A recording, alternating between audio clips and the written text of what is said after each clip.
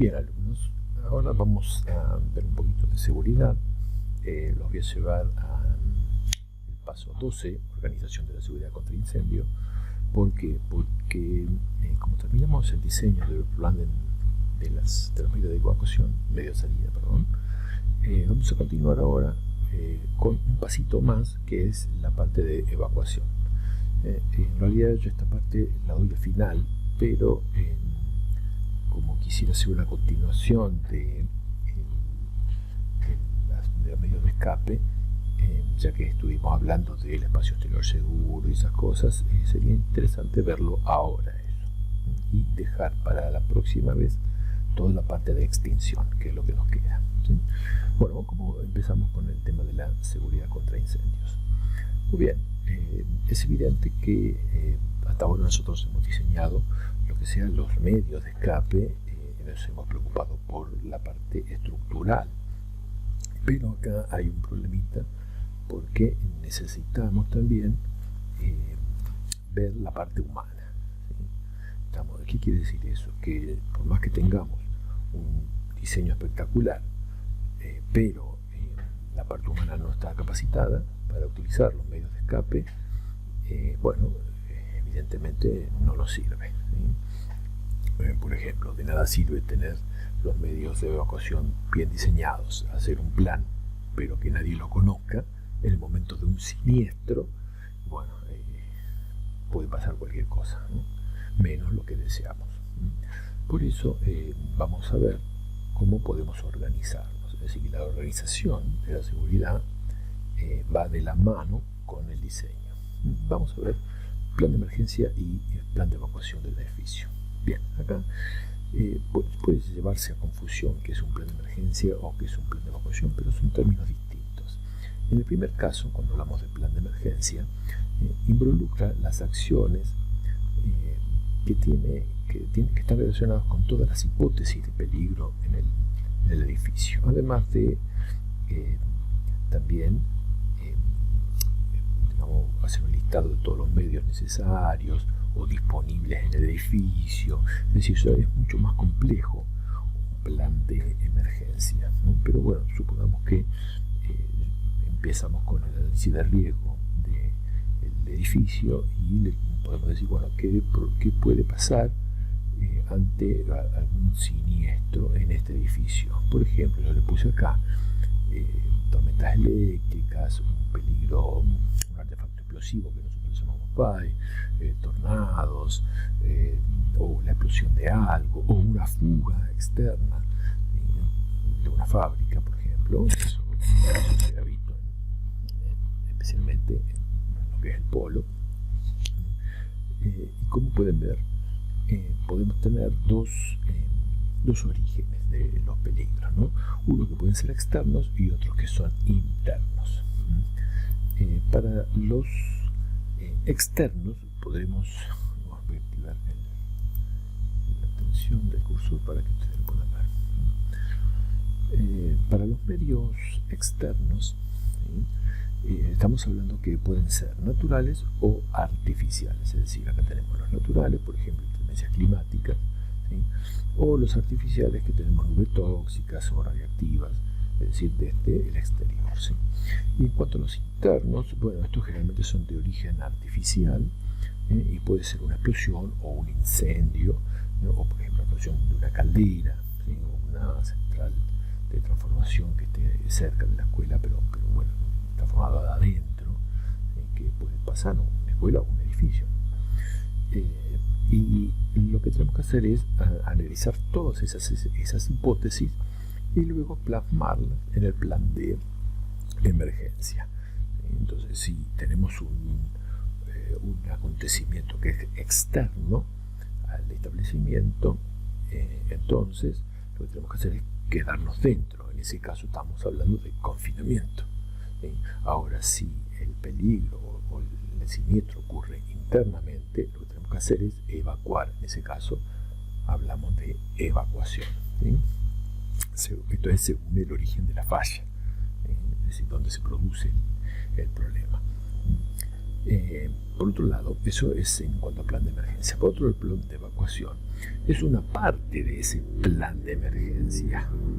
Está hablando de solamente la evacuación, es decir, cuando los peligros son internos y tenemos que salir del establecimiento a otro sector. Entonces esa es la diferencia entre plan de emergencia y plan de evacuación. Obviamente que diseñar un plan de emergencias es mucho más complejo. Veamos uno. Yo le voy a poner acá un plan de emergencia, un modelito. Bueno, acá tenemos un plan de emergencia ya diseñado. Vamos a ver el panel de control para que ustedes vean los títulos. Entonces primero tenemos objetivos generales, luego vienen los objetivos específicos que están redactados de otra manera, no es para capacitación esto, ¿sí? Después viene una descripción de las instalaciones, ¿sí? Es decir, acá hacen toda la descripción de cómo es la instalación, dónde está ubicada el edificio, las instalaciones especiales, la ventilación, el gas, el servicio eléctrico, de dónde viene el agua, y el inventario de recursos. El inventario de recursos es lo que existe para poder llevar adelante una emergencia. Por ejemplo, acá tiene el servicio sanitario, de sanidad, la oficina de seguridad, todo lo que se van a encargar, ¿no? Los botiquines que pueda haber, y ahí se va dando todo lo que se posee el edificio. Luego viene el análisis que yo les decía, ¿no? Es decir, el análisis de riesgo plantea las personas, los equipos, los sistemas y procesos, después habla de las amenazas, la intervención del nivel de riesgo, y ahí hace una definición. Y acá viene los componentes administrativos del plan, ¿sí? Entonces, ¿cuáles son los componentes administrativos del plan? Bueno, entonces hay política, organización de las emergencias, estructura, organización de la emergencia, y ahí pone quiénes son los que se encargan de administrar la emergencia. Comité de dirección general, comité de plan de emergencia, coordinador operativo, centro de comunicación, coordinador de evacuación, y hay grupo de apoyo. Más o menos está definiendo acá los rangos o roles de una brigada, ¿no es cierto? Y ahora describe cada uno y por qué está integrado. Es decir, quién integra el comité de dirección general del plan de emergencia, y ahí describe cada uno. Vamos en el grupo de apoyo hasta que llegamos al final con el grupo de apoyo. El grupo de apoyo se divide en control de acceso, control de servicio y la parte de primeros auxilios. Fíjense que es bastante complejo. Obviamente que no vamos a ver diseño de plan de emergencia. Bien, después vienen sistemas de notificación de emergencia, y ahí define los tipos, ¿sí? Emergencia local nivel 1, general nivel 2, emergencia mayor nivel 2, concatenada de socorro, y ahí va a dar qué va a hacer en cada uno de esos niveles para la respuesta, ¿no? Porque manejo de emergencia y el tipo de respuesta. Ahí viene alarma, alerta y alarma, qué es una alerta, qué es una alarma. Después viene la división, ¿no? El procedimiento asociado a qué pasa cuando hay una alerta y qué pasa cuando hay una alarma. Después viene emergencia nivel 1, es decir, ahora empieza a discriminar qué se hace en una emergencia nivel 1. ¿Qué pasa o qué se hace en una emergencia nivel 2? Tiene todo desarrollado, ¿no? Se enumerarán las acciones de carácter general, se da la alerta, se avisa si es preciso los miembros de primera intervención, etc. ¿no? Bueno. Luego, acá describe la parte de evacuación. Plan de evacuación, es una parte del plan de evacuación. Acá está desarrollado el plan de evacuación en forma genérica, está bien, pero cuando vamos a un edificio, tenemos que hacer un plan de evacuación preciso para ese edificio con las personas que están acá. Pero esto es muy genérico porque esto es una institución muy grande y tiene varias cosas, entonces varios sectores, incluso varios edificios. Por lo tanto, hay un plan marco de evacuación y luego viene lo que sería el plan de evacuación local. ¿Sí? Bien, entonces acá tenemos fase 1, fase 2, fase 3, fase 4, salida del personal. Y ahí le van diciendo qué es lo que tiene que decir el procedimiento general de evacuación. ¿Sí? Rutas de evacuación define la distancia. Fíjense que acá pone un mínimo de 50 y hasta más o menos 100 metros del riesgo crítico. ¿Por qué esa distancia? Porque en realidad no es lo que nos da la distancia de evacuación que habíamos planteado nosotros con el espacio exterior seguro. Bueno, eso es obviamente español. Nosotros acá tenemos otras distancias, ¿sí? En general es 50 o 100 metros, porque toda esa cuadra que yo les había dicho está intervenida, ¿sí? Es decir, si hay un incendio en un sector de un edificio, las calles se cortan y toda esa cuadra de enfrente del edificio está bloqueada para cualquier acceso, y la gente tiene que estar por detrás de eso. Por eso estamos hablando de 100 metros más o menos. Por supuesto que la distancia depende de la peligrosidad del edificio, es decir, a qué se dedique el edificio. Bueno, periodicidades de evacuación, y acá le da algunas pautas, cómo manejar las personas, los materiales, los bienes. Después viene riesgo de regreso a la normalidad, es decir, cómo vuelve la gente, ¿sí? Y acá viene la parte de socorro, ¿sí? Y al final hace un planito, que es la histórica intervención en un siniestro, ¿sí? Después viene eslabón 1, zona del siniestro, equipo, y ahí le describe cada uno de los lugares. Después tenemos el puesto de mando, el punto de reunión, define cada cosa, ¿no? ¿Qué pasa en el eslabón 2?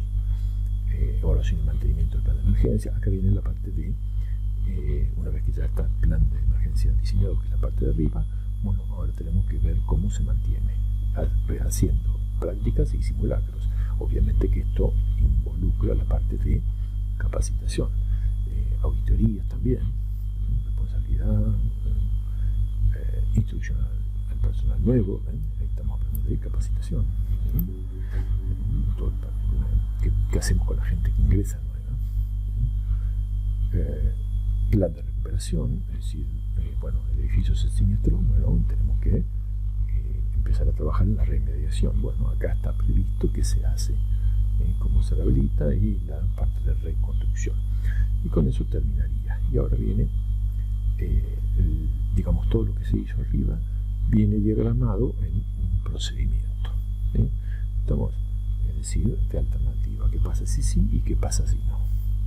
Estamos, toda la parte de gráficos, es bastante complejo, fíjense, ¿no? Bastante complejo. Yo traté de ampliar un poquito para que se vea mejor, pero bueno, hay que hacer un mayor zoom. Y acá, este cuadro era el que yo quería seguir, porque en este cuadro que figura como anexo 2 están los procedimientos generales en la emergencia, para todo, por ejemplo, incendio, fuego controlado, fuego no controlado, ¿qué se hace? ¿No? La explosión, ¿no? ¿Qué se hace? El atentado, fíjense que incluso evalúa hasta la parte de atentado, que no es un siniestro, un atentado, pero no importa igual. Entonces, amenaza de bomba, ¿qué pasa cuando hay una explosión de bomba? ¿Qué pasa cuando hay inundaciones, cuando hay un sismo? Y algunos otros también, ¿sí? Es decir, todo esto es plan. Después viene procedimiento para docentes y no docentes, viene qué pasa cuando hay un incendio, qué pasa cuando recibe una alarma. Bueno, esto está un poquito descentrado, tenemos que montar mejor acá, está muy feo. Entonces, si usted descubre un fuego, ¿qué hace? Si recibe la alarma, ¿qué hace? Y ahí le va diciendo todos los puntos, ¿sí? ¿Qué pasa con la explosión? ¿Qué hacemos con una amenaza de bomba? Disturbio, fíjense que hasta está planificado la parte del disturbio, ¿no? Es decir, ¿qué hacemos con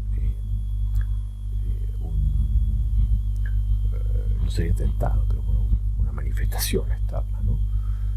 Después una concentración masiva, simplemente una marcha, ¿sí? ¿Y qué pasa cuando hay un sismo? ¿Qué se hace durante el temblor al recibir la alarma? Esto es muy, muy interesante. Bueno, acá viene la parte de control, es decir, quién se encarga de cada cosa. Este trabajo fue hecho por un especialista en el polo, por eso está muy completo. Además, el edificio o la institución que es muy grande, ¿no? Entonces, por eso era necesario hacer algo tan profundo, ¿no? Pero bueno, esto digamos que merece un análisis mayor y una profundización mayor. Y yo no pretendo eso, sino simplemente les muestro para que vean lo complejo que es diseñar un plan de emergencia. Bien, dejemos el plan de emergencia y vamos a lo nuestro, que es el plan de evacuación. Bien, vamos a ver el plan de evacuación. Nos vamos a dedicar a esto. Bueno, para hablar de plan de evacuación, evidentemente primero tenemos que hablar de la brigada contra incendios, ¿sí? Y acá hay cosas que no están muy claras, ¿sí? Porque, bueno, cuando estamos dedicados, cuando nosotros hablamos de actividad empresarial, es decir, que el edificio se dedica a una actividad empresarial, todo está muy claro porque aplica la ley de seguridad y higiene, ¿no? Que es la ley de seguridad y higiene en el trabajo. Entonces, toda actividad laboral se basa en el artículo 187, donde se dispone la formación de brigadas, etcétera, etcétera. Es decir, que si cuando hay una emergencia, ya hay un equipo preparado para controlar esa emergencia. Puede llamarse brigada primera intervención, que son los que primero detectan el incendio y van a atacarlo, en este caso, y hacen la evacuación de la gente, sí, que es lo más importante. Y además, también tenemos que tener en cuenta la brigada de segunda intervención. Algunas plantas lo forman, otras no. Cuando estamos hablando de seguridad y higiene es raro eso. Recuerden que todo lo que es petrolero se rige por otra legislación y no por el 351. Entonces ahí cambia un poco. Pero bueno, en este caso la parte de brigadas es muy sencillo formarlo porque generalmente se entrena a un grupo de voluntarios que pertenecen a la misma planta, incluso hasta se les puede dar un plus por eso, y cada uno tiene una función, un rol, que esa parte no la vamos a hablar. Es bastante compleja y no la vamos a hablar. Y si ustedes quieren profundizar, evidentemente pueden hacerlo en otro lado. Yo lo que les voy a dar es cuando estamos en una situación intermedia. Es decir, tenemos una actividad empresarial o semipública o pública, donde hay pública concurrencia también. No estamos comprendidos en la legislación 13660 porque no es una planta petrolera. Sí estamos comprendidos a medias en el 19577. ¿Por qué a medias digo? ¿No? Porque como es una legislación de trabajo, por ejemplo, en un edificio yo tendría que formar una brigada con el conserje y los porteros, nada más. Y la gente que está en el edificio, ¿integra o no integra la brigada? ¿Le daría una función de rescate a alguna persona del edificio? ¿Se lo daría? O vamos más profundo, ¿qué pasa si tenemos alumnos, es decir, en una escuela? ¿Le daría alguna función a algún alumno del establecimiento? Por ejemplo, si hay una emergencia, el alumno tal tiene que agarrar a su compañero que está en silla de ruedas y sacarlo hacia afuera. ¿Le daría esa responsabilidad a un alumno? Yo no les tengo una solución, pero a mí me suena feo, ¿no? Es decir, no podría darle una asignación de responsabilidad a un alumno. ¿Por qué? Y en realidad los docentes sabemos que tenemos una responsabilidad con nuestros alumnos, ¿sí? Pero los no docentes no tienen responsabilidad con los alumnos, por ejemplo los porteros. ¿Y qué pasa si el portero dice, no, hay una emergencia, yo me rajo? Bueno, es su derecho, digamos, ¿no? ¿Sí? Pero bueno, ¿qué nos queda en estos casos, ¿no? Estos casos intermedios, ¿no? Porque, que no están muy claros en la ley, porque claro, es una ley de seguridad y higiene, pero para el trabajo, no para la gente que no trabaja. Es decir, el docente está trabajando, pero el alumno, ¿qué hace? O el edificio, la gente del edificio, ¿qué hace? Bueno, entonces acá lo único que podemos hacer es formar unidades intermedias, es decir, no son brigadas, pero digamos que es algo como que, por ejemplo, en un edificio estaría el administrador y el segundo que administra, para usarlo de reemplazo, ellos van a ser los responsables, ¿no? Y van a haber otra, ya que el administrador se está pagando, ¿sí? Después podríamos darle una función al portero y al conserje, y los demás, bueno, quedaría voluntario, pero habría que ver qué pasa con los reemplazos, ¿no?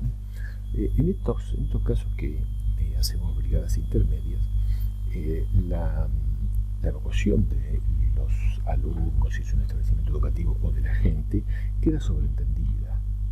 Es decir, ellos no forman parte de la brigada o de la parte laboral, pero bueno, evidentemente son la gente que va a salir. Bien, ahora sí pasamos a evacuar un edificio. ¿Sí?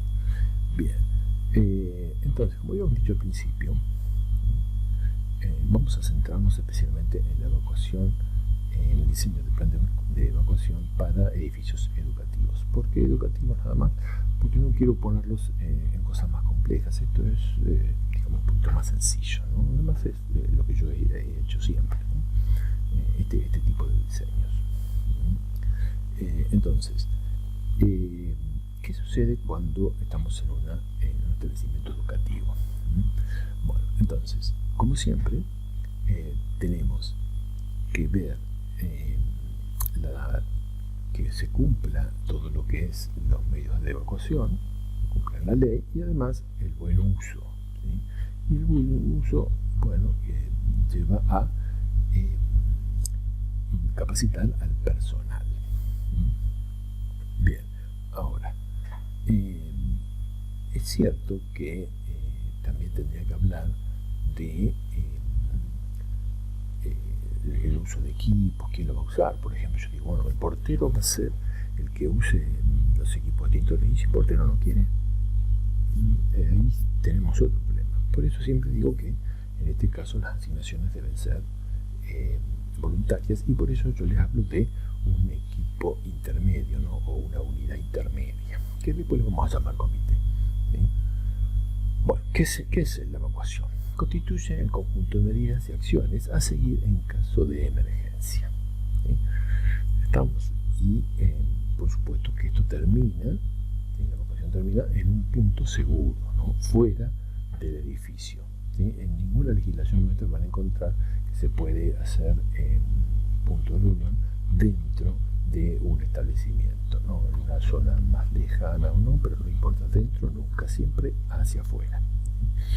¿Estamos? Bueno. Además, es evidente que hay que señalizarlo, ¿sí? Y disponer la asignación de los roles. ¿Sí? Estamos que esto sería lo más importante, ¿no? La asignación de roles. Fíjense que en lo que era el plan de evacuación, el plan de emergencia, no había roles de por sí, sino había cosas que debían hacer en general el comité y esas cosas, pero no bien específicos. Acá sí, cuando yo hablo de roles, tengo que hablar de nombres. Es decir, que acá hay nombres responsables. Estamos, si yo no doy nombres, generalmente nadie lo hace. Y acá yo les tengo que decir un problema que existe en los establecimientos escolares, ¿no?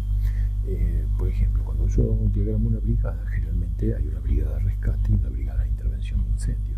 En este caso yo no puedo formar ese tipo de brigada. Estamos a decir, ningún docente va a salir a atracar el fuego.